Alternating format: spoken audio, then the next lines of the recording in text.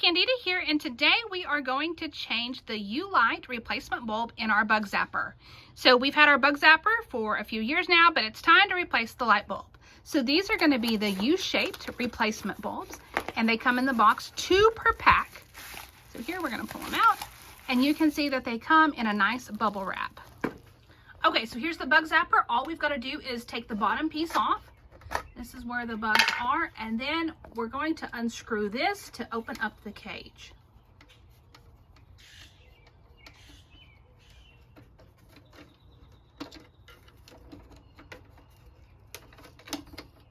That comes out. We're going to pull the old bulb out. Simply just pinch it, give it a little tug, and it comes right out.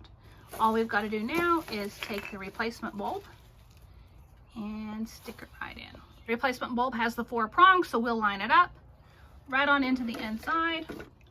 Okay, once it's in place, you just simply push it down, and then we're going to put the cage back on, making sure the screw is inserted.